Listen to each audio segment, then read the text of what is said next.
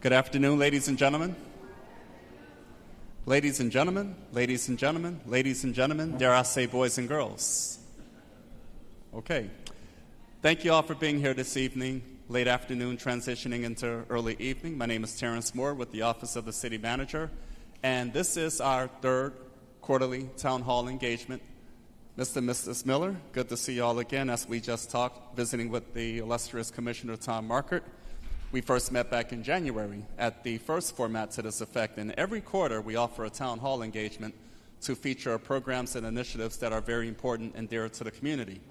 For today, July 25th, 2024, the focus is the proposed budget for the upcoming fiscal year. As a number of people I'm sure realizes, the City of Delray Beach operates on a October 1 through September 30th fiscal year. Therefore, during the months of June, July, we are quite busy.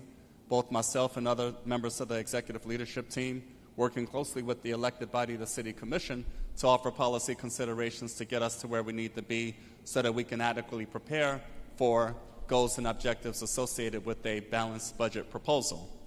Likewise, we've been extremely busy, and given the format we initiated earlier this year for town hall engagement, we thought it would be appropriate that this particular session in July be devoted for that particular purpose. So likewise, I'm really grateful for all of you being able to join us, and I hope and trust that you will learn a great deal.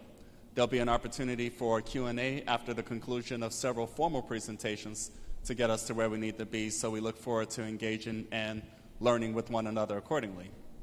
Before I proceed with an initial formal presentation regarding the overall proposed budget process, I'd like to offer a few introductions, if I may. First of all, one of our 5 elected officials, the illustrious Tom Markert, is with us. Tom Markert, ladies and gentlemen. Also accompanying me for this presentation is the Executive Director of the city's Community Redevelopment Agency, Renee Jadasingh. And to her right, to help accompany my presentation, would be Director of Public Works, who's also responsible for facilities and infrastructure operations of the City of Delray Beach, Missy Barletto. Missy Barletto. And of course, I wouldn't be able to communicate the details, the metrics, the data analytics without Chief Financial Officer, Mr. Hugh Dunkley, who's here with us as well. Don't be surprised, Mr. Dunkley, if I summon you away from the audience chair to come up here and join me and hang out with everyone. Also with us is our Assistant City Manager, Jeff Orris. My right hand, left hand, depending on the situation, whatever the case might be. And we also have with us our Chief Technology Officer, Jay Stacy. Jay Stacy is with us. Information technology is extremely important, extremely critical in terms of municipal operations all over the country, all over the world. Glad to see you here. Yes, sir. Also, we have Executive Director of the Downtown Development Authority, the Delray Beach Downtown Development Authority, Ms. Laura Simon. Laura Simon. And also joining us, your timing is impeccable, Commissioner Angela Burns. 2 of 5 elected officials are joining us this afternoon for the presentation in this regard. And of course, Mr. Markert, Ms. Burns, you've all been fairly busy given the subject matter as it pertains to the proposed budget process. So thank you for your work and your leadership in enabling us to move forward with appropriate direction so that we can get ourselves squared away. So I don't believe I missed anyone else, did I? Of course, everyone walking in are probably questioning, okay, what's up with the Till T-shirts? That is the Community Redevelopment Agency team. So let's give them a special shout out. When I first walked in, I thought we were in some type of trouble. And then I realized that Renee Jadasingh is wearing the same. Oh, there's Ivan, there's Gina and everybody, Grace, so we're in good company. So we are accompanied quite well in that regard. So thank you all for attending and demonstrating a united front for us all. Likewise, ladies and gentlemen, I wish to go ahead and proceed with the formal presentation. And before we do so, I will offer a few words relative to direction just experienced at a City Commission meeting that took place, that just concluded a little over 2 hours ago. So, ladies and gentlemen, if you all can bring up the presentation, and I think you've already accomplished that, We'll go over that a little bit. So the title page is actually quite appropriate given the subject matter. Welcome, Budget, Your Fiscal Year Explained. So for the upcoming fiscal year, a very important engagement was just concluded with the City Commission, and that involves the setting of the ad valorem rate or the property tax rate for the coming fiscal year. And that was an interesting exercise because it is quite dynamic, particularly in a growth-oriented community like Delray Beach, Florida, in which there is some fairly decent level of financial health being experienced, and it has been for a little while. Nevertheless, we do have to do what we can to maintain level of service opportunities as effectively and as efficiently. When I mean efficiently, I'm talking about cost efficiently and cost effectively as we possibly can. And frankly, that was the direction of the City Commission today. Not only did they offer direction relative to continuation of level of service, no reduction in service, no reduction in operational activities, etc., but to accomplish this by way of the rollback rate. The current property tax rate in the city of Delray Beach for the present fiscal year is 6.3611 mils. What that means is $6.36 per $1,000 of property value is what is paid by the average homeowner, resident, permanent resident of the city of Delray Beach, Florida. The rollback rate is essentially the tax rate to support the same amount of revenues coming in for the next fiscal year. So let's say, for example, the city of Delray Beach experienced $190 million in revenues from ad valorem taxes in fiscal year 2023-2024 because of additional growth, additional investment to yield that same $190 million would cost the taxpayer $5.9 per $1,000 of valuation. Thus, the millage rate of 5.9063 was adopted by the City Commission. And our job, our opportunity, is to do what we can to meet the goal based on that direction so that we can continue to offer the quality services that residents, stakeholders, and visitors enjoy, appreciate, and love. So, Mr. Markert, Ms. Burns, as you can imagine, at the conclusion of the meeting that was ended a little over 2 hours ago, I've been ripping and running like a crazy man. Hugh Dunkley, can I get a witness? Jeff Orris, what do you say? It's true. I was with you, but probably a little bit more time with you. Laura Dessine, who's an assistant director of finance with Hugh Dunkley, came in the room today a little bit nervous and off-center. And I said, yes, Mr. Dunkley and I, we have a course of direction in mind, and we will heed the direction of the City Commission. I offer this background because I'm extremely appreciative of now having direction so that we can adequately move forward to meet the goals, objectives, and expectations accordingly. So, Commissioner Burns, thank you very much for your leadership, as well as for you, Mr. Markert, and frankly, all the staff and everybody else involved as we move forward accordingly. So, a little formality. Budget, your fiscal year explained. And Mr. Dunkley, Mr. Orris, feel free to chime in. I think we're in good company. A number of familiar faces, some new, some who've been around for a while. Hello, Ms. Ridley. And Pamela Williams. Vera Woodson. How do you do? Okay. And, of course, Mr. and Mrs. Miller. So we are in an intimate setting and everyone else. So please do.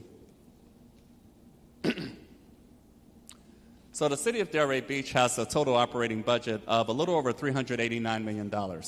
That includes the clarity and direction having been achieved earlier this afternoon to reduce the millage rate down to the rollback scenario. The largest of these funds are the general fund, which are anticipated to be about $191 million. Enterprise funds, which are your utility operations, so of course water utility operations and other activities that are on the business model basis. There's a small element of debt service at about $4 million, which is actually concluding, but of course in March of 2023, the residents of Delray Beach overwhelmingly supported a general obligation bond issue for various park improvements as well as public safety enhancements, an aggregate total of about $120 million to be implemented in the coming years. We're actually beginning that process this coming fiscal year as well, so that is to be underscored as part of this process. Special revenue fund, external grants, other opportunities, other resources that otherwise would not become possible has to be taken under consideration as we engage any fiscal year proposed budget process.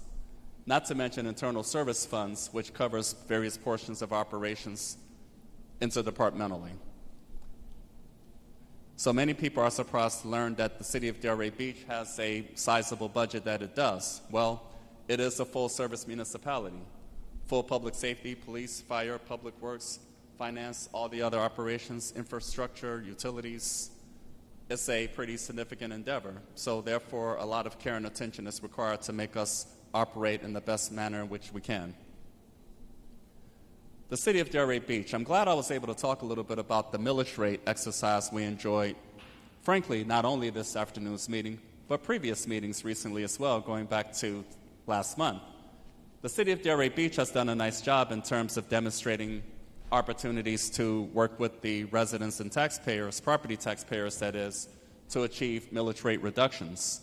So I've been on board for 3 years. It'll be 3 years exactly 1 week from tomorrow. August 2nd, 2021 was my first day of service.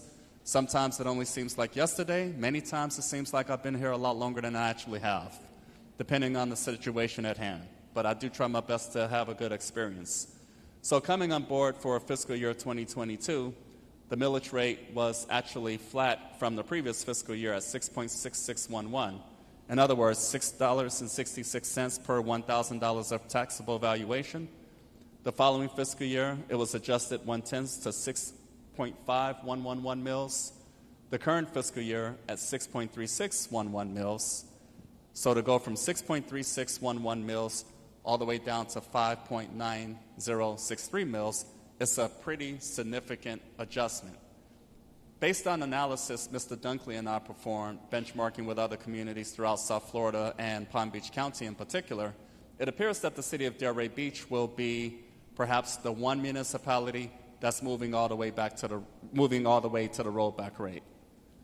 So we are in a leadership position in many regards, and perhaps other cities might be encouraged by our example. And again, we do as much as we possibly can to achieve efficiencies in operations in order to get to that place. So what's highlighted in terms of fiscal year 2024-2025 is the tentative, now formally adopted millage rate as a result of this afternoon's meeting of the 5.9063 that I've referenced. So good work in that regard. We roll up our sleeves and support the direction and will of the City Commission. Very much looking forward. An average Delray Beach tax bill, however, and this was part of our discussion with the City Commission, not only today, but individual meetings yesterday with the elected officials, as well as previous overviews regarding aggregate budget considerations. It's important to underscore this information, ladies and gentlemen, simply because the focus for Delray Beach, the 5.9063 millage rate we just talked about, not applicable to the public schools or Palm Beach County government. Public schools, given their interest to maintain the existing millage rate, will be higher than that of the city of Delray Beach, based on a direction having been achieved this afternoon. County government is actually a bit smaller, but the core municipal services provided by in the corporate limits of Delray Beach is performed by the city of Delray Beach. So we are the first point of contact. There are some county services in that regard. Nevertheless, we are your first point of contact, and that's a big reason for this opportunity here today, so that you all have an opportunity to engage with us, learn, and understand the facts in this regard. So for the city of Delray Beach, when factoring Palm Beach County Public Schools, the Palm Beach County Board of Commissioners, the city of Delray Beach, as we've described, and there's a few other special districts that would include the Florida Inland Navigation District, I believe the South Florida Water Management District as well, that represents the total of about 80%, a total millage rate of 18.8998. That number will become a little bit smaller given the direction of the City Commission this afternoon, and with the proviso that all other districts at least maintain their existing millage rate. Hopefully they see fit to offer a reduction as well.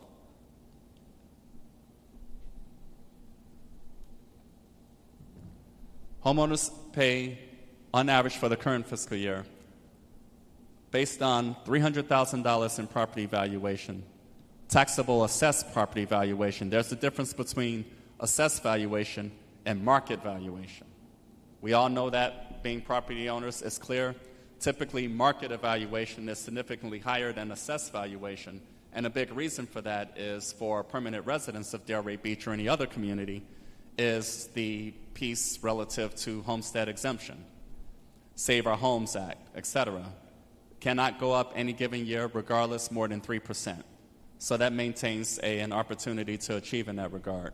So for the current fiscal year, 2023-2024, homeowners pay an average of about $19.49 in ad valorem taxes based on a $300,000 taxable value or assessable value, if you will.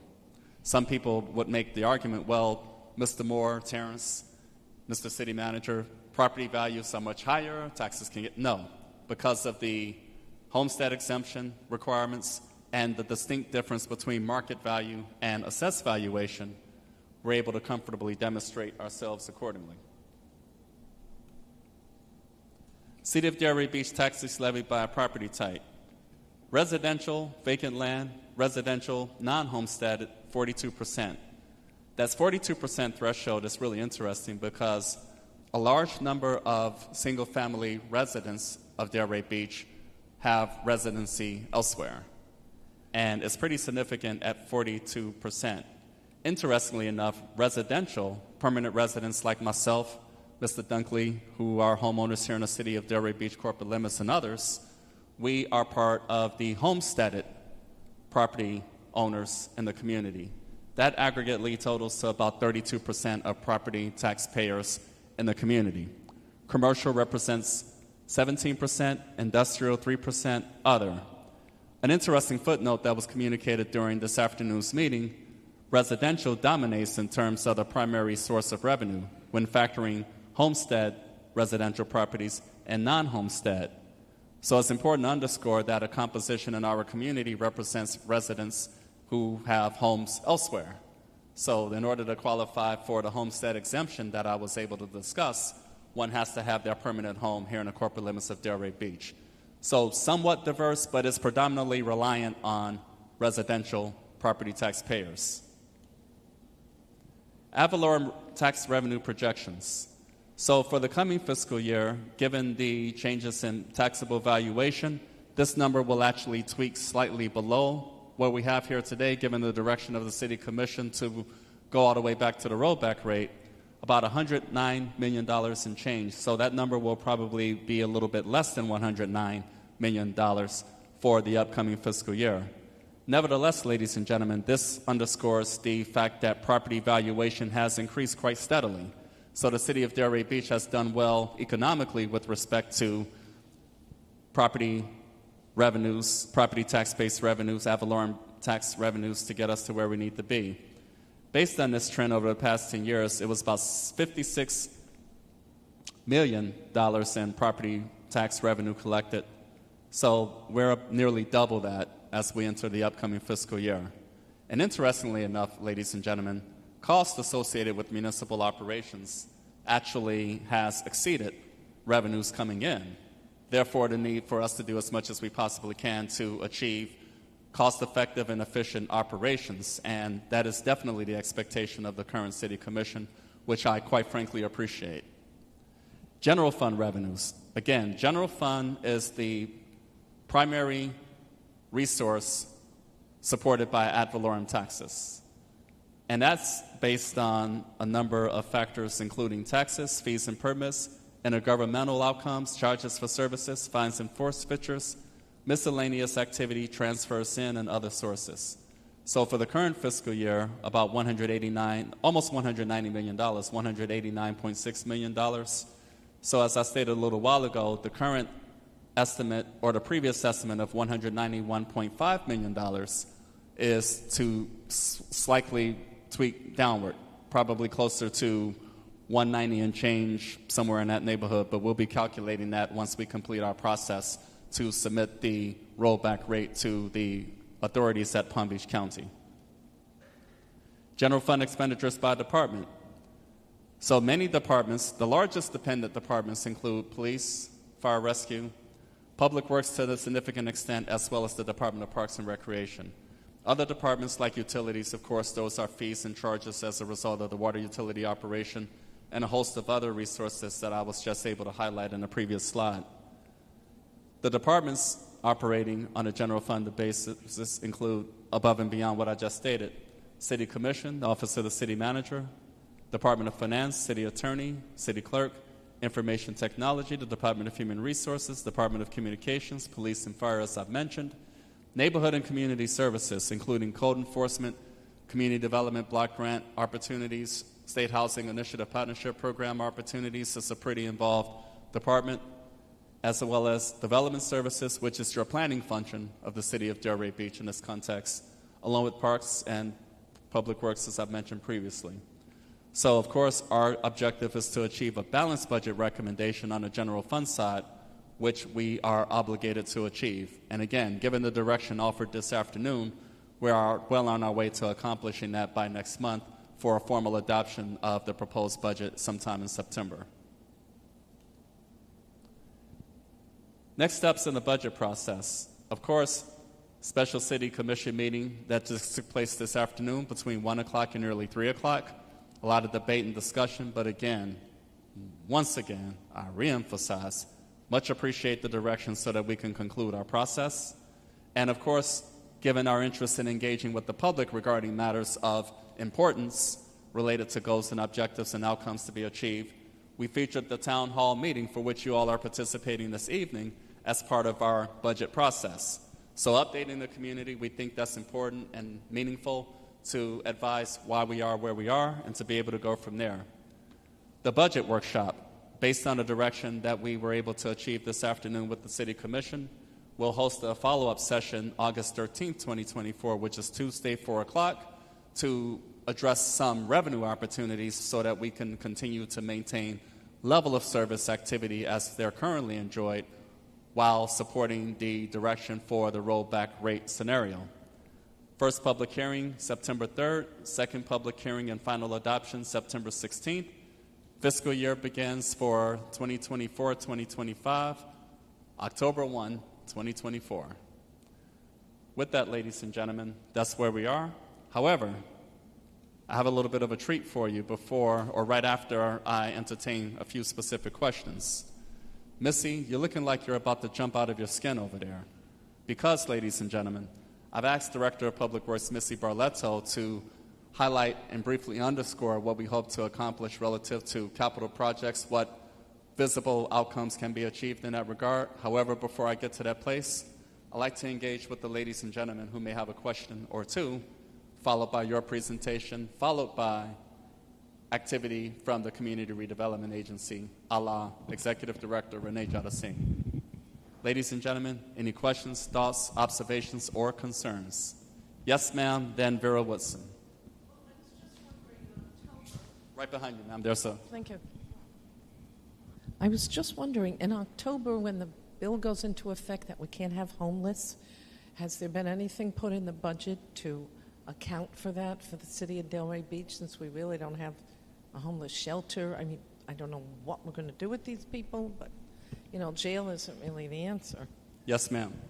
No, that's a great question because it is a challenge faced by virtually all municipalities in Palm Beach County.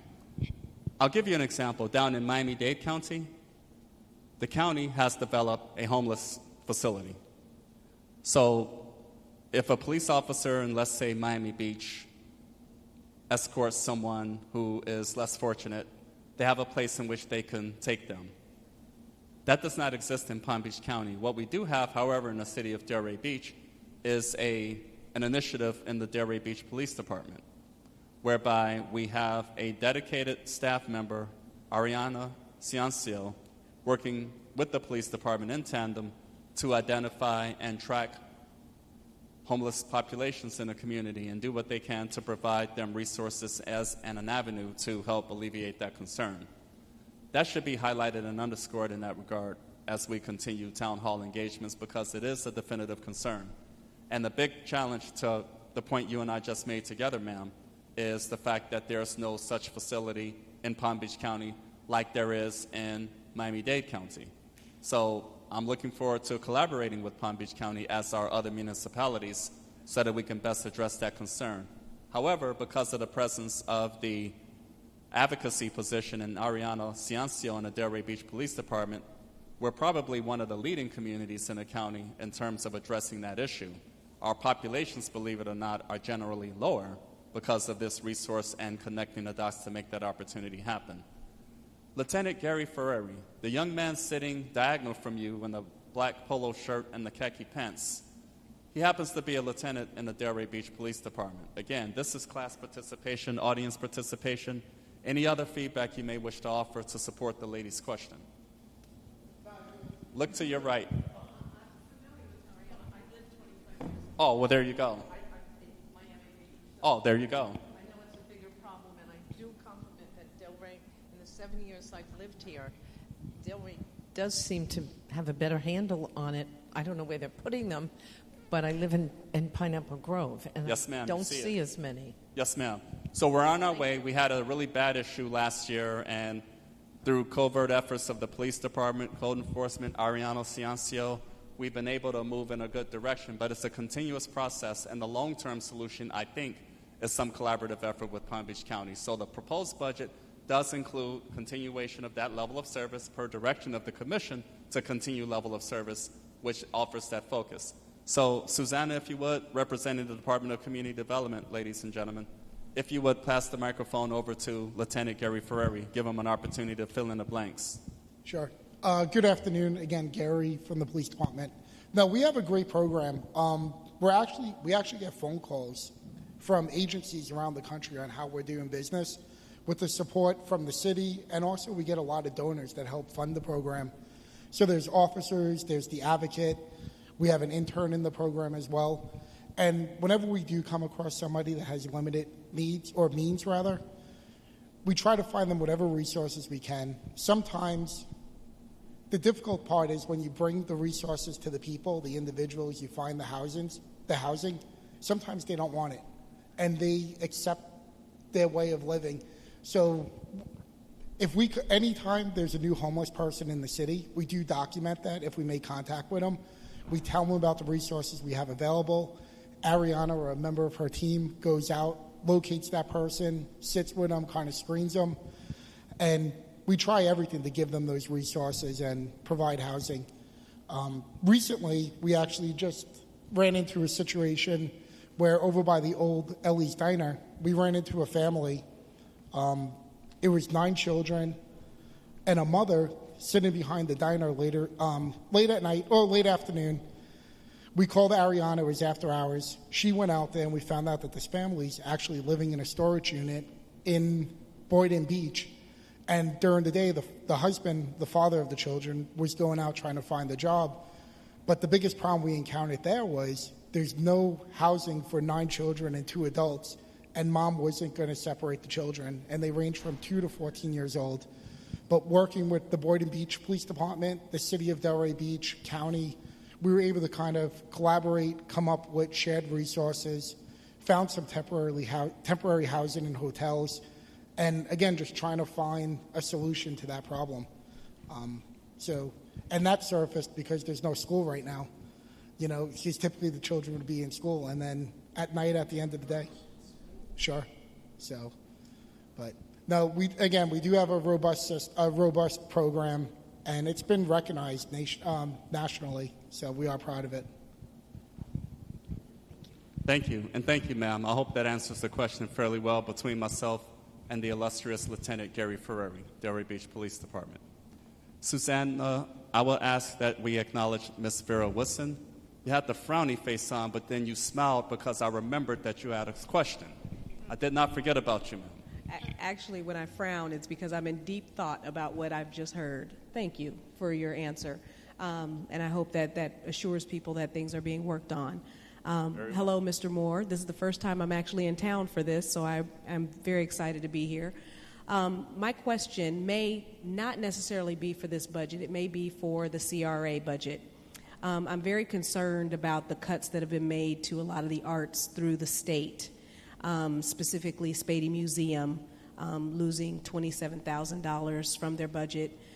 Going forward, and Arts Garage losing thousands of dollars as well, and how we as a city who kind of prides ourselves on being focused on the arts, how we plan to, as a community, support those entities in terms of donations. What is the CRA doing in terms of helping to offset some of those cuts, or the city itself? So if you can enlighten me or us on what you see for the future in that area. I'd appreciate it. Yes, ma'am, I appreciate that. So, frankly, our proposed budget process for 2024-2025 does include the continued level of funding for Spady.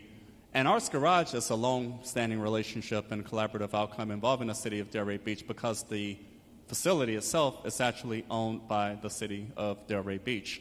We take care of it, we support the maintenance and facilitate operations, responsiveness and attentiveness in that regard.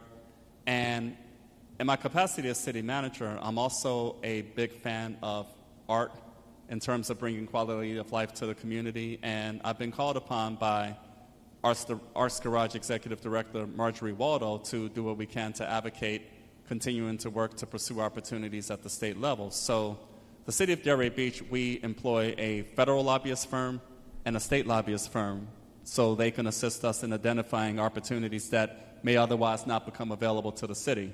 And this is a highlight feature in that regard. So our commitment is to continue to do as much as we possibly can to not only continue support, which the budget features that outcome, but to do what we can to express advocacy at the federal and state level by way of our lobbying support.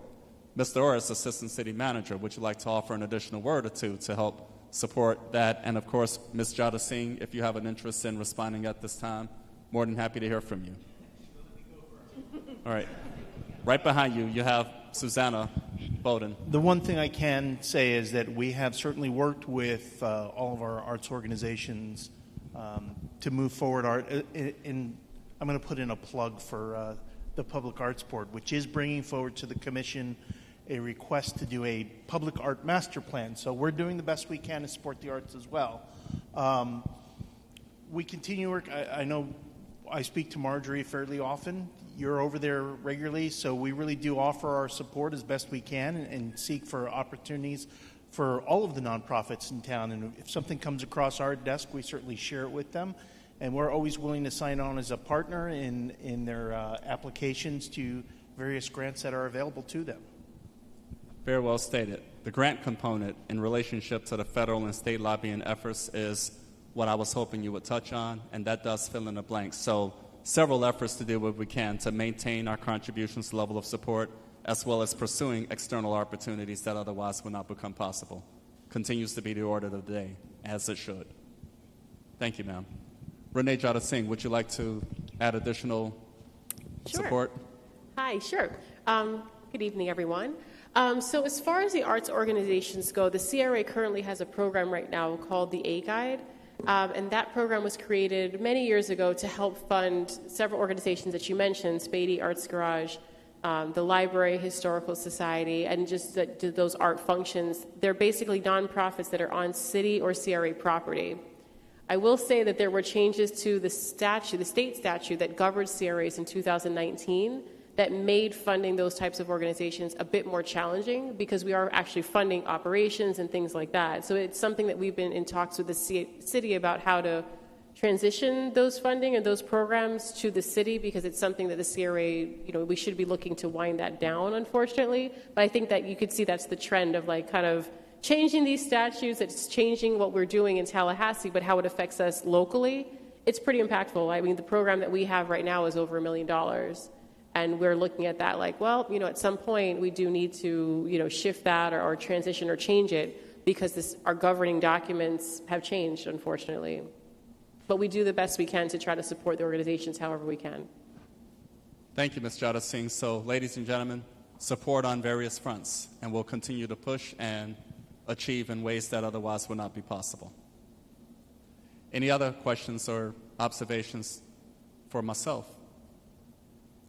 Well, if not, ladies and gentlemen, I'd like to give Missy Barletto to offer her update relative to capital improvements that are anticipated for the coming fiscal year, likewise providing an opportunity to touch on some highly anticipated events for the coming year. I think I'll have a seat with them. Look more official that way.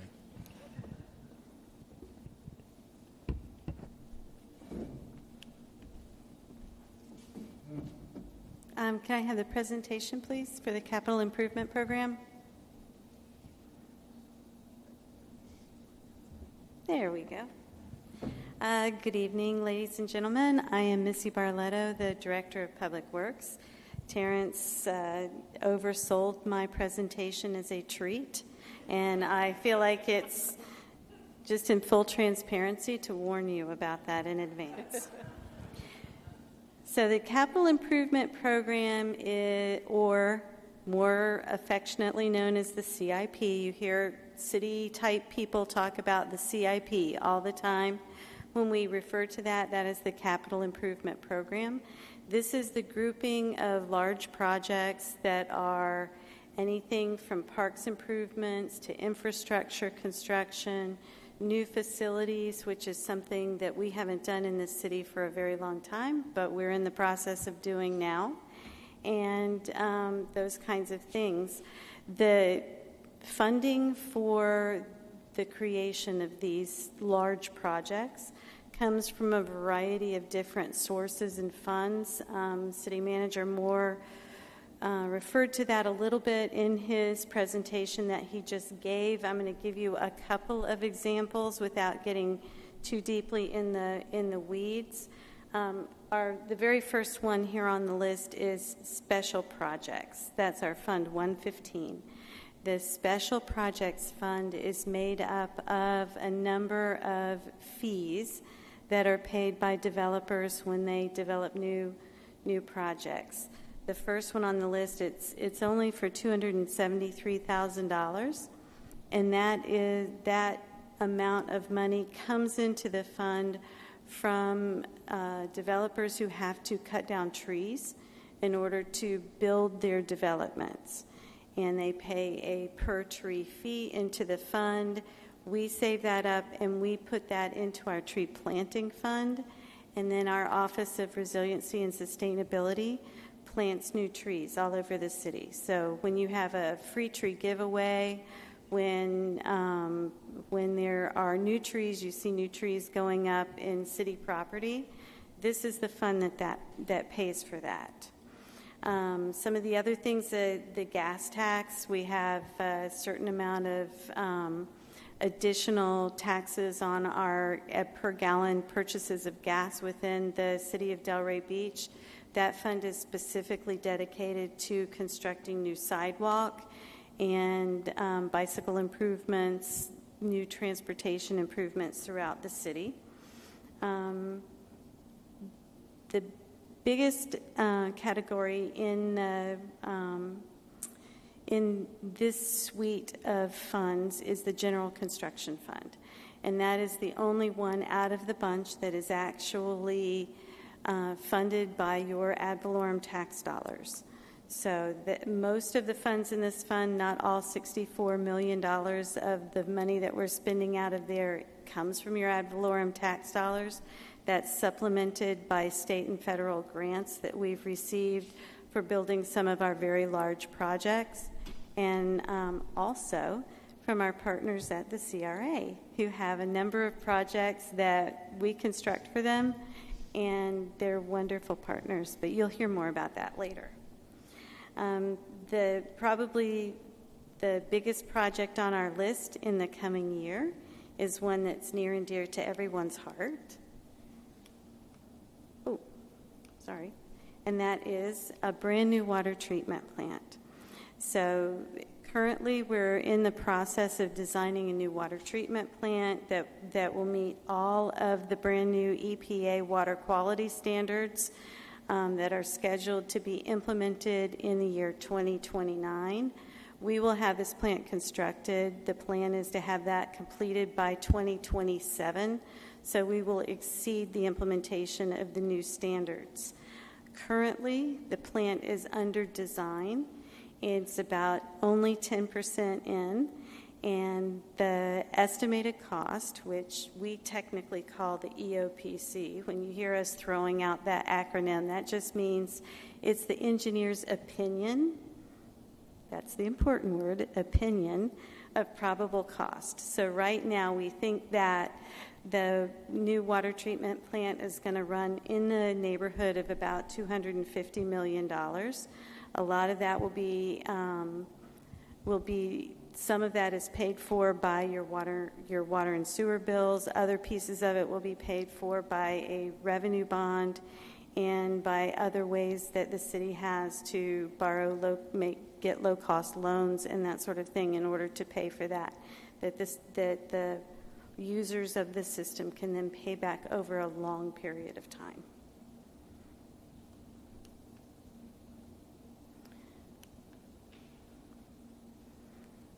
I am really bad at clickers. If any of you watch the City Commission meeting, you'll know that. I'm not good at clickers.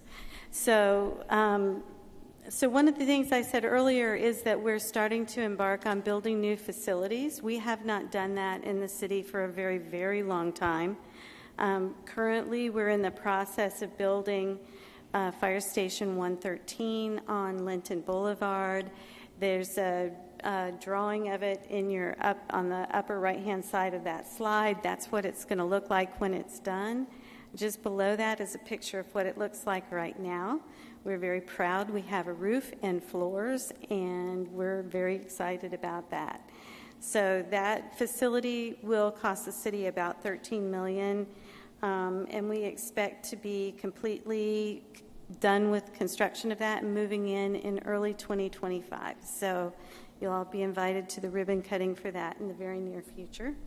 Additionally, in 2023, voters in the city of Delray Beach approved a government obligation bond for public safety improvements that include the construction of a brand new police headquarters.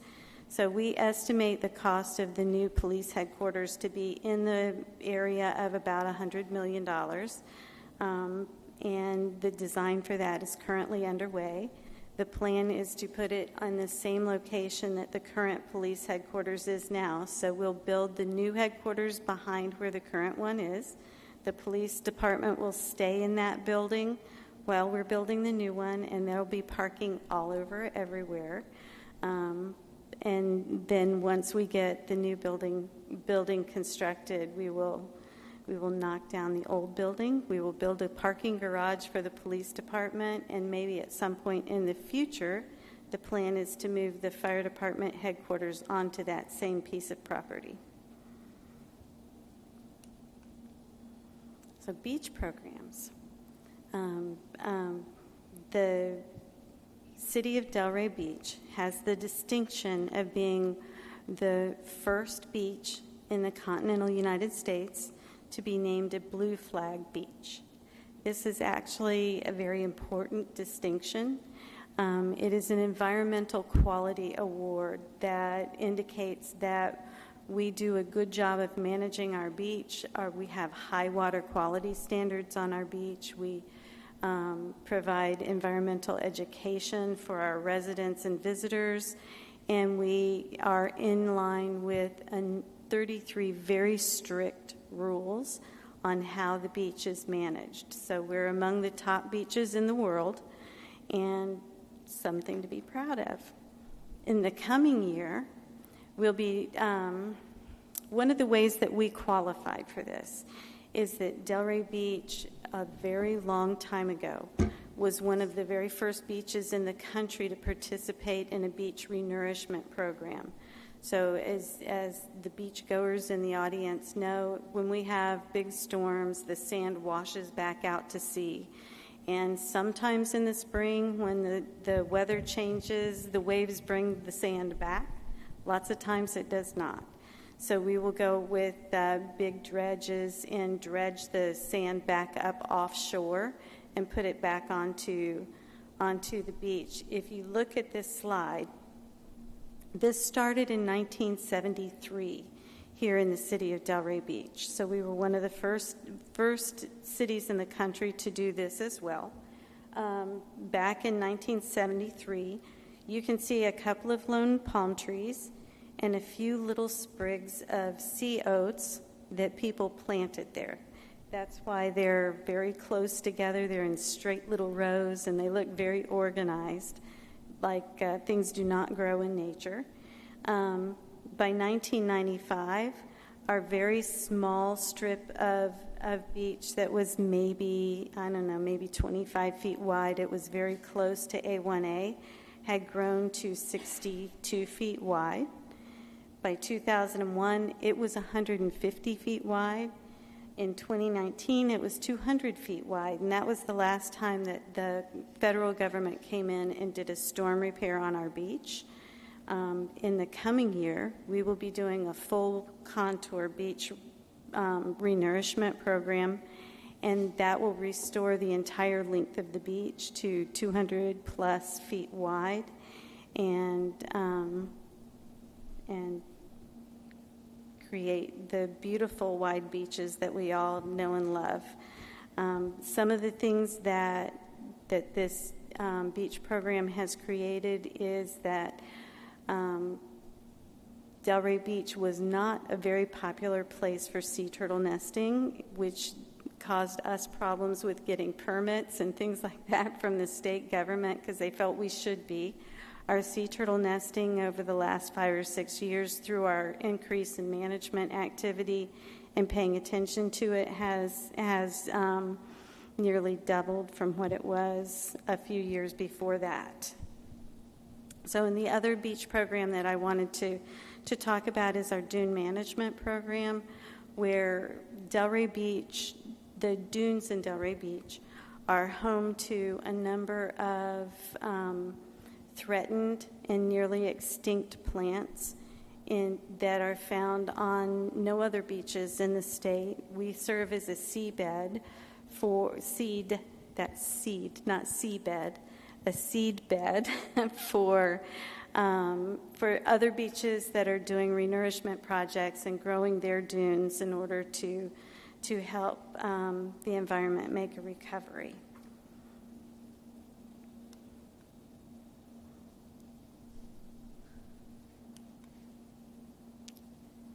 It's me. I'm telling you. There it is. Okay. So, storm protection. We have on your tax bill, since we're talking about taxes, you will also see a stormwater utility assessment. That is the fund that pays predominantly for all of our stormwater improvements that we make. The dune along the ocean front is a living shoreline. It is our first line of defense against the ocean in the event of a hurricane. It's one of the reasons why it's important for us to have a wide dune that has a lot of sea grasses, sea oats, plants, not so much the sea grapes because they don't hold the sand in place in a storm event the same as sea oats and sea grasses with the thinner, finer root systems.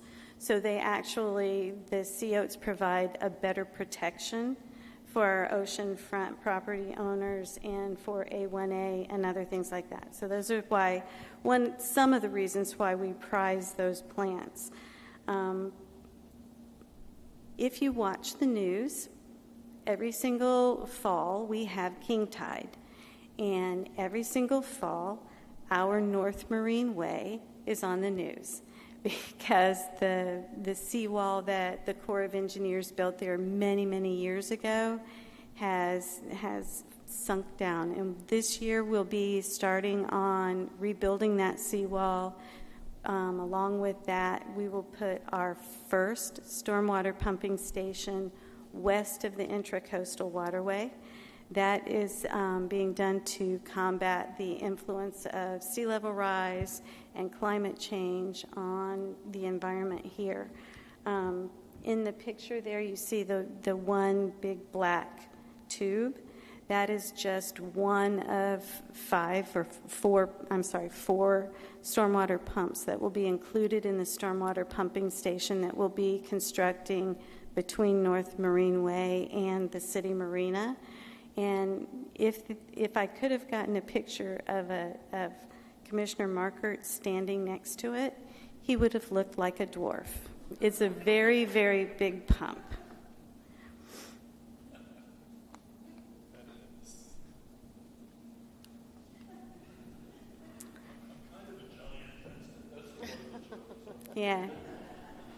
Yeah, he's got all the height I should have gotten. He's 6'7". I'm not 5 feet. So, not that I'm jealous much. Okay, so roadway projects near and dear to everyone's heart.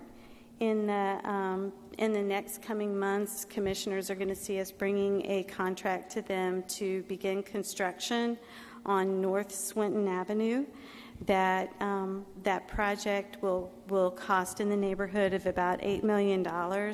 It includes roadway reconstruction in a different way than what we've done in the immediate past. We've done what engineers call a mill and resurface, where we scrape off about the top 2 inches of asphalt off the roadway, we grind it up and we rework it and we lay it right back down, and then you have a smooth, beautiful road again. On North Swinton, there actually has been some base failure, so the top 2 inches of roadway, and then there's, a foot and a half to 2 feet, depending on the subsoil underneath it, of lime rock and base that goes underneath that roadway. We'll be doing what we call a cold-in-place replacement, which is very similar to a mill and resurface, except for that we will scrape up the entire roadway. We'll grind it up, we will put it right back down as new base, and then we will come along on top of that and repave it. So it's faster than a traditional roadway construction, but it still takes longer and is more invasive than a mill and resurface project, which we're usually in and out of that in a week, 2 weeks. This will take a longer time. But we'll have brand new road all the way to the bottom of the base. It will also include some wastewater improvements, as well as sidewalk construction, new pedestrian lighting, and at the intersection of North Swinton and 22nd Street, right by the Unity School, we will be installing a new roundabout. So roundabouts are very popular with some people. They're very unpopular with other people. In this particular place, as the roadways come together, they don't meet directly across from each other. They're offset from each other.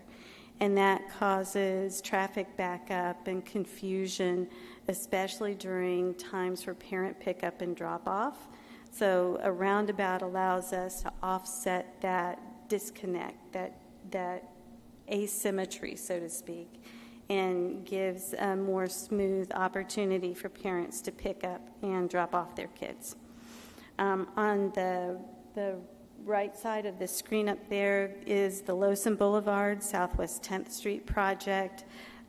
We have put 2 new pedestrian bridges, 12 feet wide, across the canal on Lowson Boulevard, new bicycle and pedestrian, what we call shared use paths. They're wide enough for both bicycles and pedestrians to use the sidewalk at the same time, which keeps them off the roadway and provides for a safety improvement. That is wrapping up construction even as we speak. So other roadway projects like this that are under construction are on Lindell Boulevard and the first phase of Barwick Road, which is between Atlantic Avenue and Lake Ida Road. And we just found out in the last week that we've been awarded funding for phase 2 of Barwick Road. So we'll be starting design on that this year, and that is between Lake Ida Road and the city boundary, going all the way out to Banyan Creek Elementary School. 2 projects that are in design right now and getting ready to move to construction are on Old Germantown Road and Brant Bridge connector, which Brant Bridge we replaced last year. It's in the Tropic Palms neighborhood, and that will connect with the Lindell Boulevard project. And lucky for everybody, this is my last slide. So in the Parks and Recreation Department, voters in 2023 also passed a government obligation bond providing for additional funds in the amount of $20 million to make improvements to the parks. And some of those are our new playground equipment, new shade structures, a number of different things. Not included in the GEO bond funds is the redesign and reconstruction of the Delray Beach Golf Club, which we're also bringing very soon to commission to award a contract for that. And near and dear to all of our hearts is a partner project with the CRA, our friends, for the Pompey Park Community Center and facility. And Renee is going to give you a lot more information about that in her presentation, in which, if you don't have any questions, they do have questions. You know, Ms. Barletto, the reason I stood up is because I anticipated there'll probably be a question or two before we enjoy Renee Jada Singh's presentation. And I think I saw 2 hands go up. So, ma'am, I will ask you to go first, followed by Cynthia Ridley. Hi yes, there. ma'am. Thank you for the presentation, both of you. Just going back to the slide on the beach, I don't know if I heard you correctly. I think you may have said wide or white. Is it that we're getting whiter sand for the beach, or we're making the beach wider? Or did I not understand at all what you said? No, that's a great question, because what I meant was that the width of the beach will be increased, but we're also required to exactly match by our permitting requirements. We must exactly match the sand that is on the beach currently. So it won't be whiter. It will be exactly the same color, or as close to that color as we can possibly get it.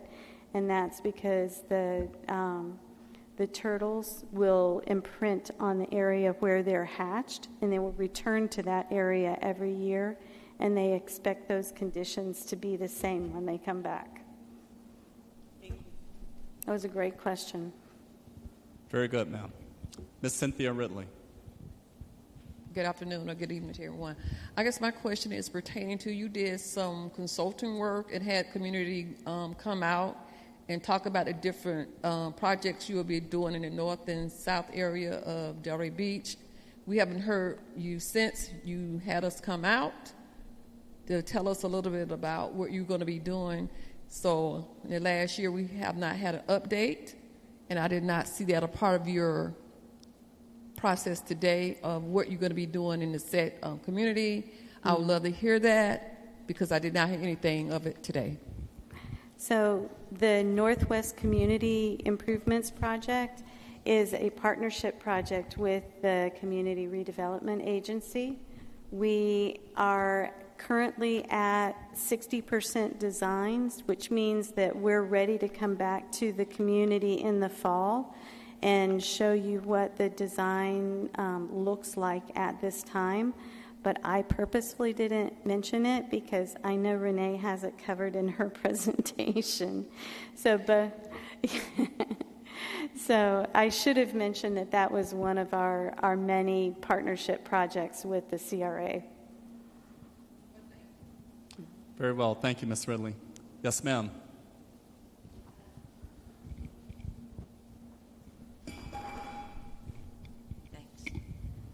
I don't even know if this is the place to bring this up, but you mentioned construction costs, and there's a building that was started to be built by developers, I'm assuming, next to Bednar's on 4th, and it has been sitting in it's a skeleton of a building. They never completed. What I heard was they ran out of monies. Does the city of Delray have any ability to tap into a problem like that and try to get it going again? Or I don't even know what I'm asking, but it's an eyesore. Yes, ma'am. And we understand what you're speaking about, ma'am, because my office, I've received a couple complaints and observations just the same.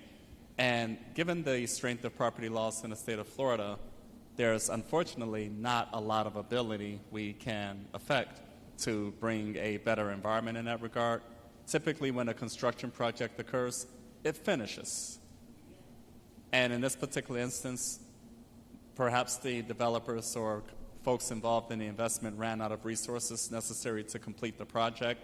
However, not so much applicable for this particular conversation relative proposed budget activities, etc. However, we can offer a follow-up, so Assistant City Manager Jeff Orris will be more than happy to confirm what I believe is the case, which is pretty much what I just said, as we go along. So, Mr. Orris, if you would, please. Wait for the mic so everyone can hear me. Not that they couldn't otherwise. It's my understanding their building permit has lapsed, that the development company and its partners are involved in a lawsuit at this time, so it's going to drag it out a little bit. I don't know the full extent of what we can do through the building code, but without a permit, it is now a possible unsafe structure, and of course, we'll be monitoring it and taking the actions that we're able to. Thank you, Mr. Orris, and I hope that helps, ma'am. Thank you, ma'am. Unless there is any additional questions of myself or Missy Barletto. Mr. Long, did you have a question, sir?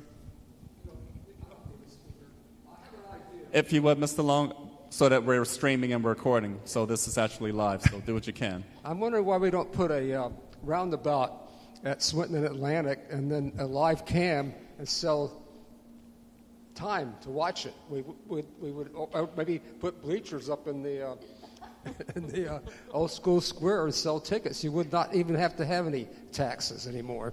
Thank you. Thank you for the your... voice of reason, ladies and gentlemen, Mr. George Long. So at this time, the final formal presentation, I would like to extend the invitation to Executive Director, Delray Beach Community Redevelopment Agency, Renee Jada Singh. Again, given the collaboration between both the city and the Community Redevelopment Agency, much of this is in tandem with one another. Ms. Jada Singh, thank you, ma'am. All right, thank you very much. So yes, I do want to say thank you very much for allowing us to be here today. Yes, we do all have on the same color shirts. So we actually normally do what's called a CRA social. We started this about a year ago. Kind of a quarterly thing. We wanted to have our buildings open in the evenings. We know sometimes people may not be able to come to our offices during our normal hours. And I also wanted an opportunity for the public to meet our staff. So that's why we're all in the same shirts. We will be doing a CRA social later in the year, but since the city started doing town halls, we kind of thought, why not bring them together? Because we are on the same budget cycle. Our budget starts October 1st, so we thought it'd be a good idea to present information about the city and also about the CRA. So I will start with just a little bit of background about CRA, because some may not be familiar if you're not in our district, or just may not know. But our CRA was established in 1985. It is governed by state statute, which I mentioned earlier, which is Chapter 163 of the Florida statutes that allows cities and counties to create a redevelopment agency. And these agencies are supposed to eliminate slum and blight. So you'll hear that term thrown out a lot, eliminate slum and blight, and we'll go through it a little bit further. But our city and county decided in 1985 that they wanted to have a CRA to be able to assist. I think it was called Delray back then. It's definitely not what it is now, but this is an investment tool that the city can use to bring an area that may not be as profitable to the city to bring it up a little bit more with the others. So our CRA is governed by a board. Our board is the city commission and the mayor. So some of our board members are here today. So there are 5 members. I think what's really important to understand is where our funding comes from. The CRA is not a special tax. There is no additional tax. We receive a portion of the property taxes that come into our boundaries, and you'll see the boundary map here. We also have boards with our boundary map on the side if you want to take a look at it later to see if you are in the CRA district. So every year we receive an amount from the city and the county based on the property taxes that come into the area. So the millage conversation earlier impacts us as well. Our amount that we receive will vary based on what that millage is. The CRA does not carry any reserves. Everything that we receive every year is budgeted. So it's really important for us to get that fine-tuned number because that's how we are able to finalize our budget for the coming fiscal year. But we are not a separate tax. And the CRA receives 95% of these funds, and the city retains 5% for administrative functions. So this slide just kind of goes over how long CRAs are in existence. So our CRA is able to be here in Delray working for a total of 60 years. That time goes by really quickly. We are now in our last 20 years of existence, so I think it's important to remember this and keep it in mind as we're budgeting. because we have really large projects, as Missy mentioned, some of the park project, the infrastructure projects. Those projects total over probably several $100 million that we just don't have. We don't receive that much funding every year. CRAs are able to take out debt, and right now we do not have any debt, so we're in a really good position to be able to fund these projects going forward. But it's just something to keep in mind that we are not here forever. So a lot of the programs and things that we do fund eventually will go away because the CRA will go away. All of our assets will go to the city once we sunset.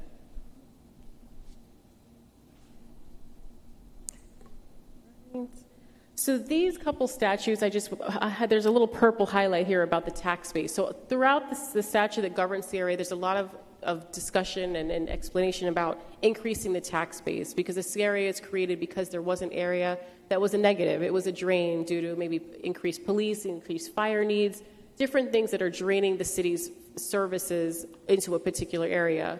So that's why the CRA is created, to increase this tax base. And there's a couple slides that say that. But I think it's important to know that in Delray and our CRA, we're not just increasing the tax base, because increasing the tax base, there's residents, there's people that live there, there's businesses that are trying to thrive and function in that environment. So that's something to keep in mind, is that we want to make sure that the programs and things that we're doing, while yes, they benefit the tax base, but they're also not hurting the residents in the meantime. So it's a very, very delicate balancing act. That gentrification word gets thrown out a lot with CRAs statewide, because unfortunately it happens, but we are, at least in Delray, are very cognizant of that and try to make sure that we're thinking of that in everything that we do, that we're not having a negative impact on the residents as much as we can. And here's just a general definition of what community redevelopment is. So you'll see things in here like affordable housing. That's a big function that we do. Slum and blight, that's also something. But these are the principles that we look at every day to kind of figure out what projects that we have to do and what functions and where we'll fit in with different services that we're providing.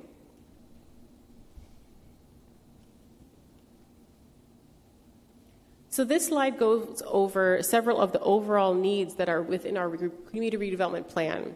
So every CRA by statute has to have a redevelopment plan. And you'll see some questions over on a board over here. What do we look at when we're doing projects? Is it in our plan? Is it in the statute? Those are very, very important things. Delray, our plan discusses removal of cell and blight, land use, economic development, affordable housing, downtown housing, infrastructure, and cultural and recreational facilities. So these are the things that we go through on, constantly during our budgeting to figure out what we're going to do, is that they need to impact these areas that are in our plan. And if the QR code here will scan right to the plans page on our website. If you want to take a look, it's right there for you. So in addition to the core functions I just mentioned, we also have a few important projects. One is the Arts Warehouse. This is a building that we acquired many years ago, and we now have an arts incubator. It has an art gallery space. It's also a rental space for events, but it's something that we help with the business community and the arts in particular, which we brought up the arts. This is kind of like our way of helping that thriving ecosystem with the arts. Also in the area of Arts Warehouse, there is an ongoing infrastructure project that's there right now. During this coming fiscal year, we'll be working with the city to redo Artist Alley. There's a drainage issue there, and there's some flooding that happens from time to time, so this will be coming up in the next fiscal year. And this just highlights some of the information and programs that are offered at the Arts Warehouse, which we have Grace Gadanik in the back. She is managing the Arts Warehouse, and we have information at the table, so I'll just skip through these. Also, recently, we acquired a building on 98 Northwest 5th Avenue. And this building is a two-story building. It was residential on the top floor and commercial on the ground floor. We turned this into a complete commercial building to help encourage development on the historic Northwest Southwest 5th Avenue. So currently the second floor is a co-working shared space. It's open every Tuesdays from 9 to 5 for a discounted rate for Delray Beach residents. This is one of the benefits we have for the community. We want people who are maybe working at home that need a place to work outside the office or have a business meeting. This is an opportunity for you to meet in a brand new, it's a public building, it's a great space. So please come out and visit us if you're looking for a space to work. On Tuesdays, we will open it up as we get more demand, but right now we're just open on Tuesdays. And here's a sampling of the spaces. You'll see the prices listed there. Again, the information is available at our tables. Also, a program that everyone loves is the Green Market. So we are still pressing forward with the Green Market. Currently, the summer market ends this Saturday, unfortunately, but we do pick it back up again in October and then again next summer. So we'll be continuing this on as we go through the years.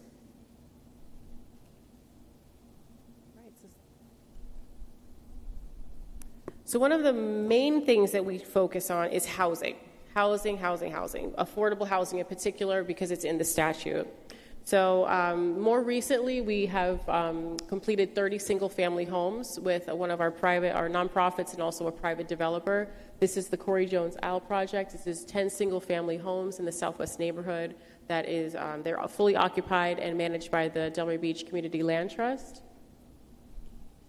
Next slide is Carver Square. This is a partnership with Pulte Homes, the city, and Palm Beach County actually to provide affordable housing also in the Southwest neighborhood. So these are 20 single-family homes that were completed within the last couple years. And next is some apartments that the CRA owns. So many years ago, the CRA acquired over time several apartments, duplexes within the Northwest-Southwest set neighborhood. And we decided to maintain these so that we could set the rents and control them so it's not driven by the market. So if you'll see here, the prices range from $450 a month to $1,000 a month, and then this is including senior housing. So we're always looking for opportunities to acquire property. So a little plug, if you know anyone who is selling or interested in selling, we would love to have more of these properties in our portfolio because we are able to help with that housing burden, so people aren't so taxed with the housing costs by us controlling the rents and owning them. And also with maintenance costs, we're able to cover those and assist to make sure that they're kept really up to standard and to improve quality of life. And this program, the Curb Appeal, is for owners in the set neighborhood that it provides up to $15,000 for exterior improvements to homes. That can be landscaping, driveways. We also included now fencing, either in the front, side, or rear of the home.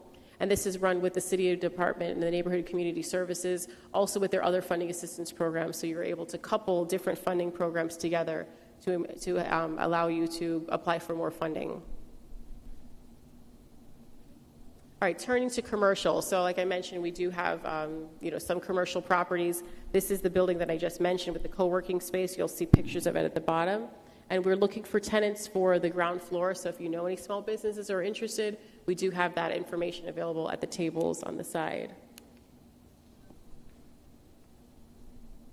Another building that we are under construction, this was a vacant space at 95 Southwest 5th Avenue, and it is now the site of a 2-story building. It's under construction currently, but this is something that we are discussing what to do with this building. We've talked about maybe a medical office space, but it's an open thing right now. We're just under construction to build a white box, but it is a project that we'll be discussing coming into the new fiscal year. And turning to Atlantic Avenue. So this is a container or modular building concept that we designed a few years ago to put small businesses right on Atlantic Avenue with a pavilion space. Would be a park, a place for kids to play, and also a water feature. But it's right on Atlantic Avenue on Northwest 8th. So this is something that's coming soon. We're in the bidding phase now. This will be going out to bid in the coming months. But here's some more renderings so you can see it a little bit more closely. We have a lot of property on Atlantic Avenue, so we'll chat about that a little bit more, but this is one that we actually do have a design for, so I wanted to show highlights of it. And wayfinding, so this also will carry into this coming fiscal year. This is something that we are working on with the city. A few years back, we started a design process to design new wayfinding signs. So you know those like kind of red signs with the yellow that are scattered throughout, the directional signs, they're some of the parking lots have them. The proposed designs are here to replace all of those signs with these new signs and also implement different gateway signs that you'll see here. So you'll be seeing these popping up in October. And here's some more images of them.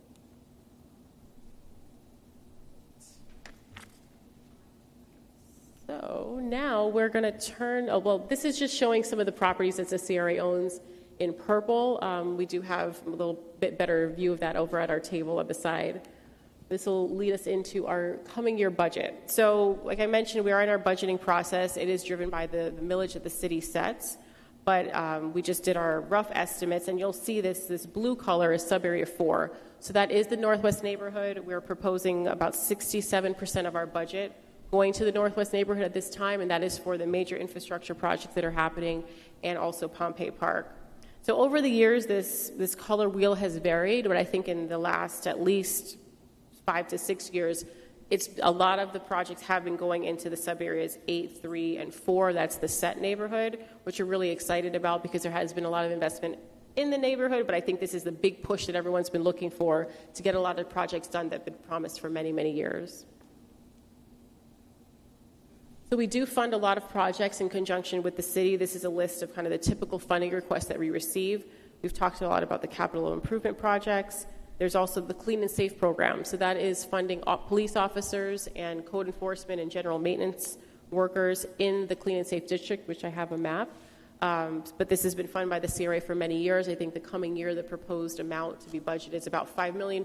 So it's a pretty substantial program, but we have a very substantial downtown. So, we do need that enhanced level of service being provided in the downtown to make sure that it is clean, it is safe for the residents and people who are visiting. There's also other contractual services that we have here listed. I won't go through them all, but just to really highlight how much we do work with the city very closely. Now, this is a map of the Clean and Safe district that I mentioned. So you'll see it is pretty much the downtown area that has that enhanced cleaning, enhanced safety measures that are being taken in that area.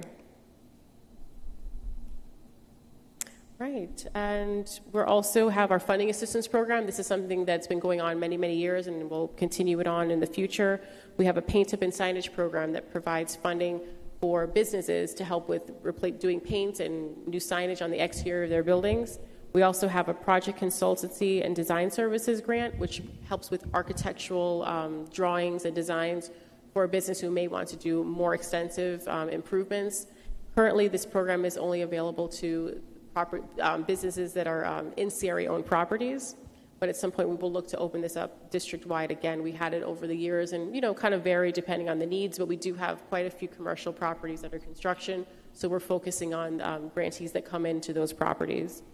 We also have a site development assistance program, so this is kind of the next step from that architectural. Once you have the architectural, you can apply for site assistance, and that will provide up to between $50,000 to $75,000 to do the interior build-out of your business. And this is also only available for tenants and CRA properties at this time.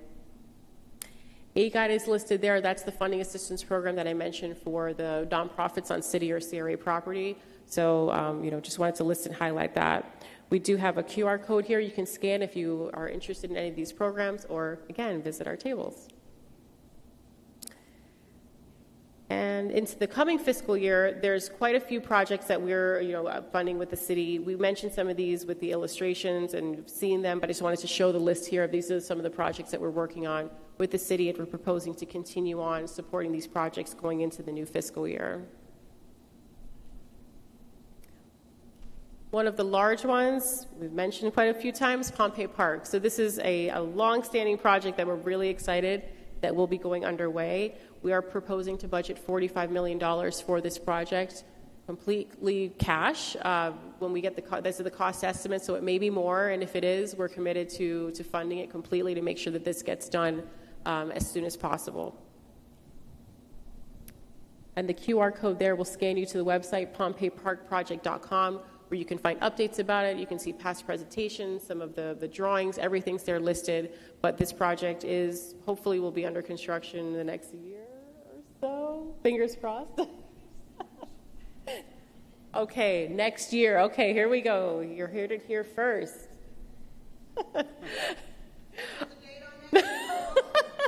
No date. It's coming though.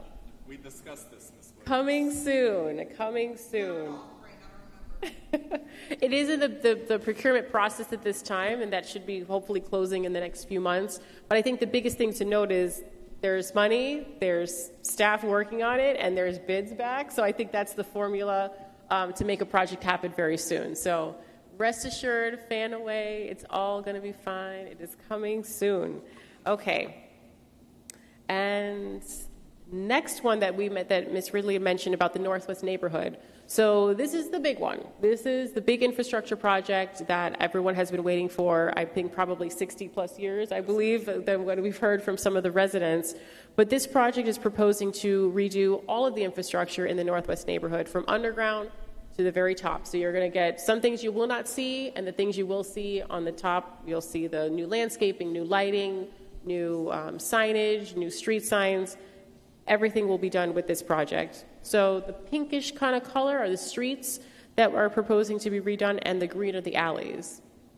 And this is will be in 3 phases because it is very large.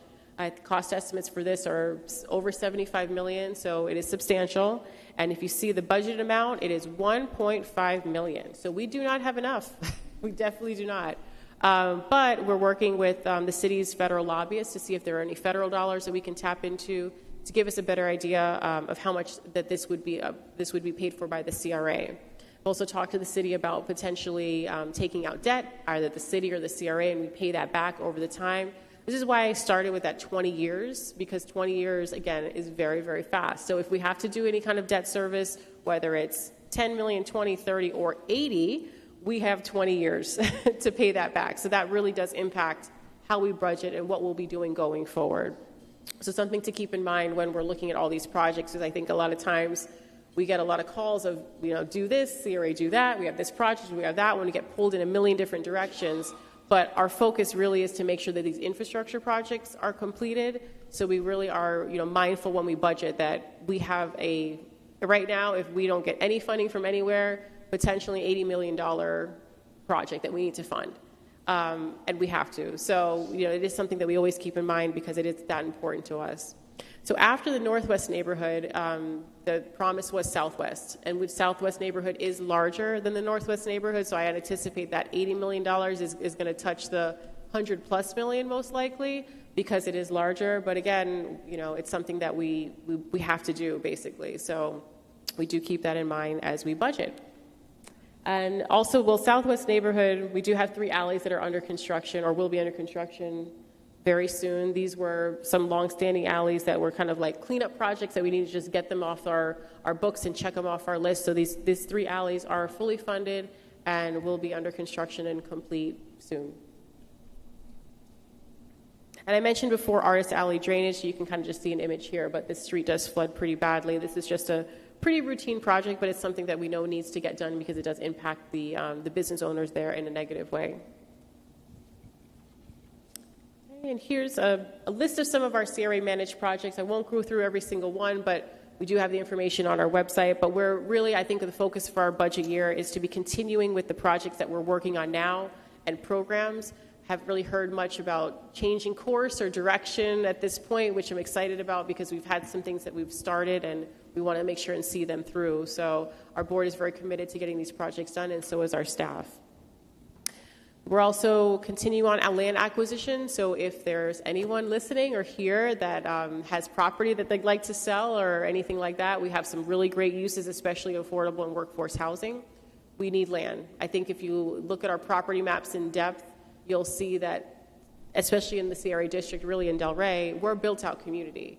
So we're not looking at doing like these large high-rises. We also have like height limitations on what we can build. So the impact of what we're doing with housing may be a little bit more smaller scale, but the more land we have, the more that we can do with that. So we're always looking for acquisitions.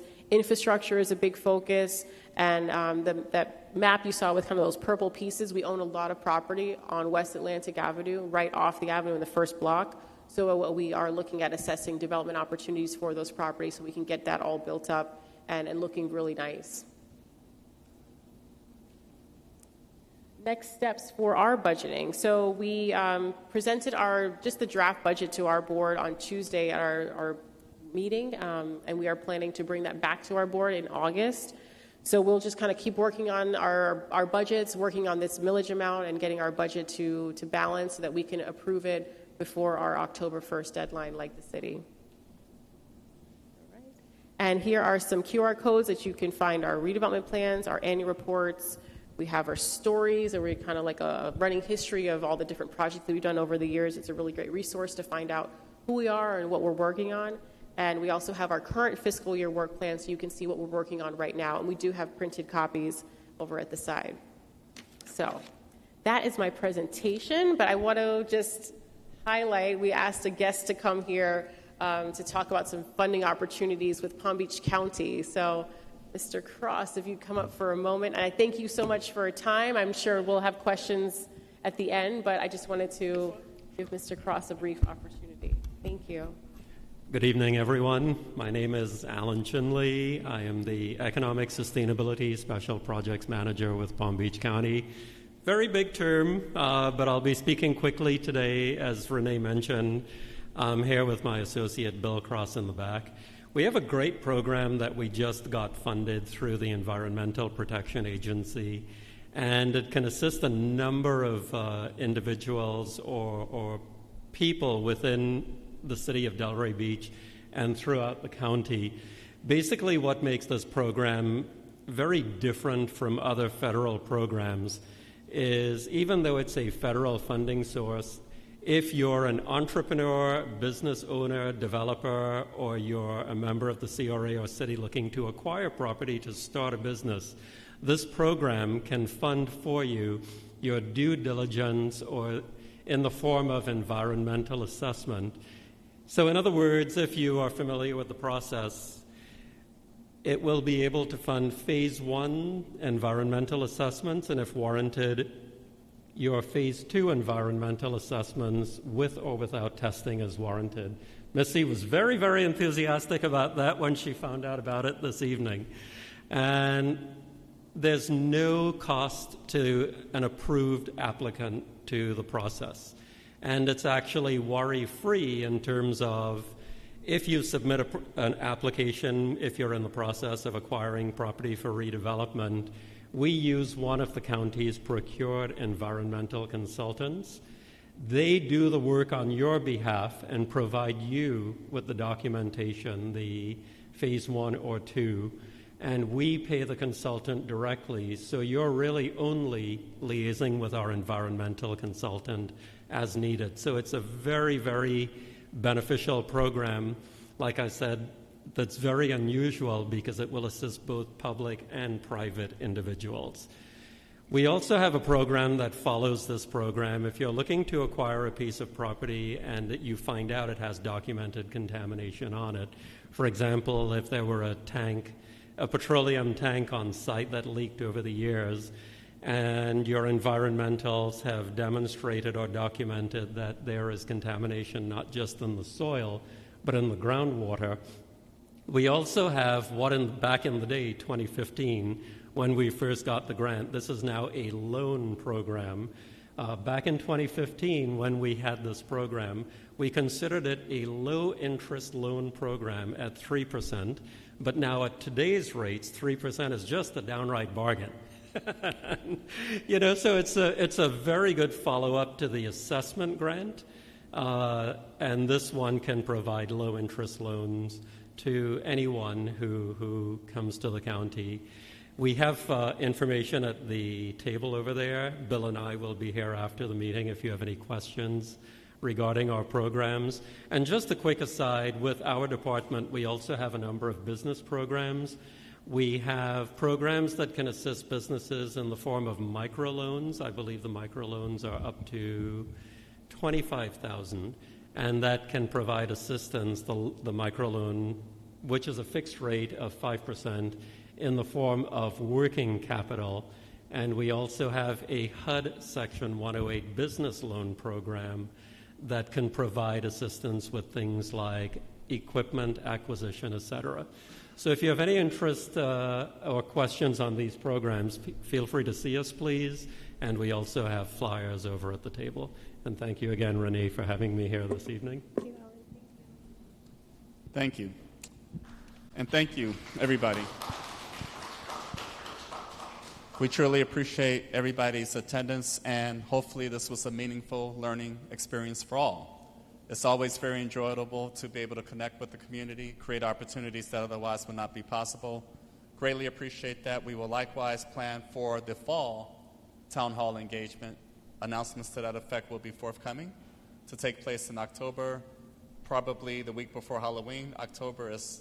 Halloween is October 31st, which falls on a Thursday, so we're contemplating perhaps Thursday, October 24, 1 week prior, somewhere in that time frame, as we would have initiated the new fiscal year at that particular point in time. And we will likewise be excited to implement the great work that was just outlined by Missy Barletto, Renee Jadasingh, myself, and others involved with the City of Delray Beach and the Community Redevelopment Agency. So again, ladies and gentlemen, we appreciate everybody's time. I apologize. If there's an extra question, Susanna Bowden, we have two others. We have to appreciate and support the enthusiasm, ladies and gentlemen, so if you can bear with us a moment, please. Oh, they can leave. In looking at the slideshow, it says that in the year of 2044, that would be the end of the CRA as it pertains to Delray. For the houses that were funded through the CLT CRA project, what does that do for the homeowners who don't own the land? Does that mean at that time the city, some new city manager or assistant can come in and say, we want our land back? How are the homeowners of CLT houses protected once 2044 comes in? You're no longer a part of the equation. So the Community Land Trust is a separate nonprofit. So while the city and the CRA started the Community Land Trust, we are not governing in that or don't have control over it. So they have their own agreements, they have their own documents that are restricting those properties, but the assets of the CLT go to the city. That's how they're structured. So if the CLT happens to dissolve or no longer be in existence, it would go to the properties would go to the city. Meaning that the dirt belongs to the city, not to the person who's been paying the mortgage. Right, it would be to the city. And the taxes, correct. Unless there's an agreement, I guess, if they're deciding to dissolve. But how it's structured is everything would go to the city. And that's non-binding? Can we start a committee to address that now? So in 2044, you don't ask me to pick up my house and get off your dirt? Well, 2044 is when the CRA ends, not the Community Land Trust. They have a 99-year lease, like they have a much longer term. It's not tied to the CRA. Gotcha. Right. We are providing funding through our A-Guide program, so that would go unless the city would, come up with a program of their own. Gotcha. Right, but that doesn't tie into their land. Mm-hmm. Thank you, Ms. Williams. And Ms. Ridley, did you have a question as well? I guess just listening to you as well, all this land that you're purchasing, is it going to be land trust homes only? Because it seemed like that every time there's a home built in our community, it's a land trust. Correct. So I'm trying to understand, you're saying you're not playing a part in it, this city, but what I'm hearing, you purchasing this land, and it's going to be most of the homes that been in the North and Southwest community. If you ride through on Southwest 7th or 8th, those are land trust homes. If you go back on Southwest 13, those are land trust homes built in my community. So it seems like only land trust homes are being built where I live, and that these families would never own the property that they live on. So you clean it up, slum and blight, but what else you're creating besides slum and blight that I would never? And plus the city always putting these 40-year restrictions on anything that families build in this community is a tag that comes with it. They putting 40-year leases on the homes that my community live in. I got an issue with that. So I don't know who to blame for it and how we clean this up, because my child, if I lived in a land trust home, would never own a home. Thank you. Thank you, ma'am. And duly noted, we've had previous conversations and observations to that effect. And long term, that's something we need to do what we can to consider and engage with community land trusts and other partners to ascertain what possibilities that might exist.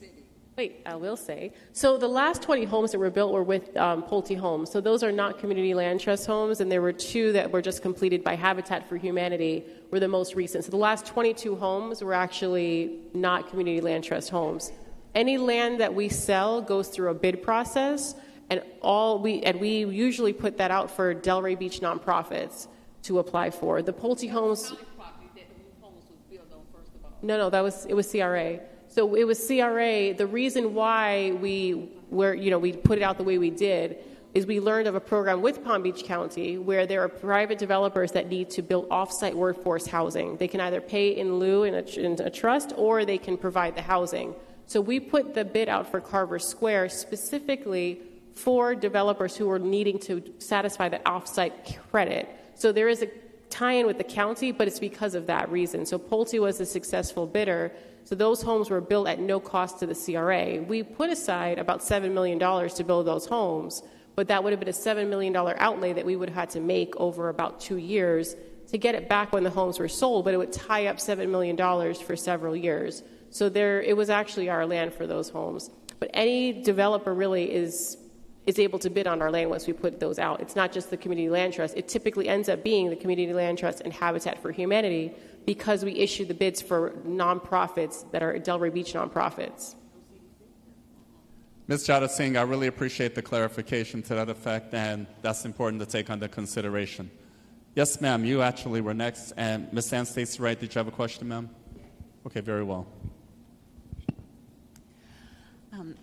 My name is Elena Keith, and thank you so much to all of you for the presentation tonight.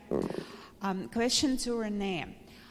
Could you please define, again, like the responsibilities and purpose for CRA?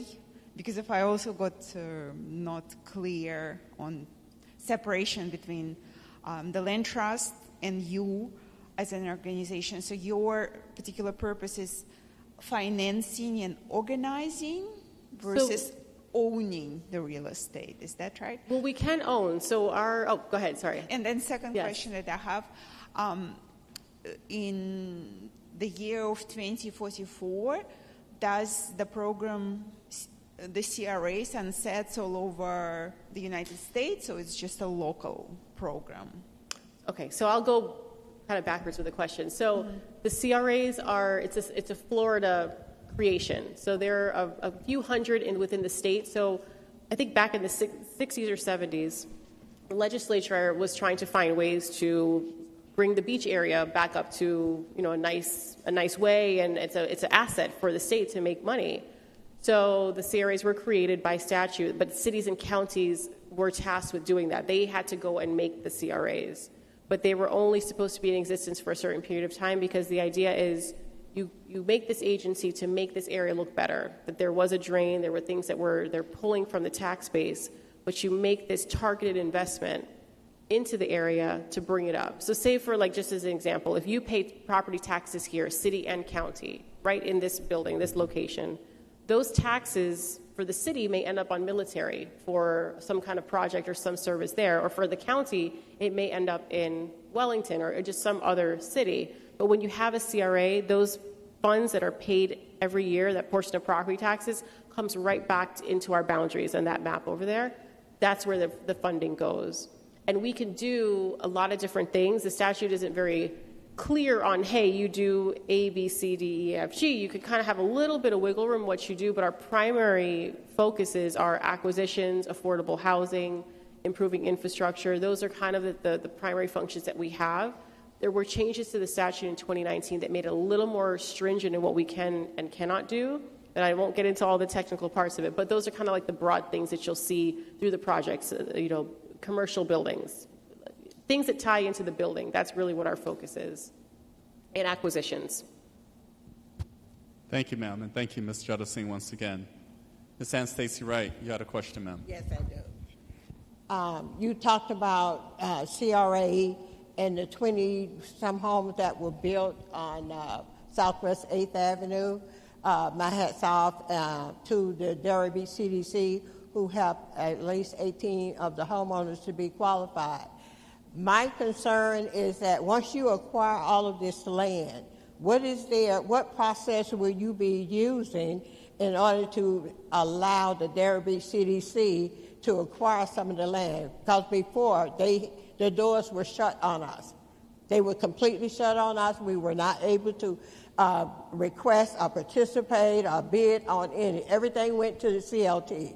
So what can you tell me and my community? I can tell my community that no, all of the land will not go to CLT. Well, I can't say where the land will go because, again, it goes through a bid process. So it's always been that way.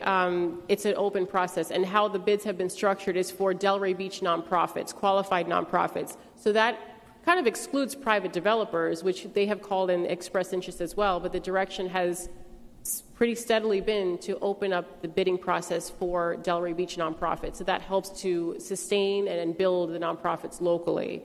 So they're always welcome to bid, but it's a state statute, a state law that we have to put out a bid process. I disagree with that because I disagree with that. I know being on the Delray CDC board and looking at and attending meetings, there was no process explained to us, the community, as to why CLT acquired all of the land. If you go down Southwest 14th Avenue between 1st and 2nd Street, they're all CLT. Why does that happen? Why did that happen? How did it happen? Because the CDC and others should have been allowed to bid on some of that property. And when I say all of, it's on both sides of the street. They are CLT homes. I'd have to look back. There are bid documents for that, so I can look through and do some research and follow back up with you. But again, by state statute, all of it has to go to an open process. And we're actually using the same language about a local nonprofit that I've seen in our documents going back at least 20, 15 years. Thank you again, Ms. Jada Singh, and I hope that is helpful. And again, great questions. So unless there's any further questions, thoughts, observations anyone may wish to share, I'd like to once again reiterate my appreciation. Thank you all for being here. Hopefully it was an engaging learning opportunity. We are very happy to be in position to offer town hall engagements on a quarterly basis to not only offer an environment for learning, connecting relative to city operations and the CRA as well, but to have an overall great experience connecting with residents and stakeholders. Your city is very supportive. We are open, transparent in this regard. The more opportunities to this effect we can make available, the more responsive and attentive we can be.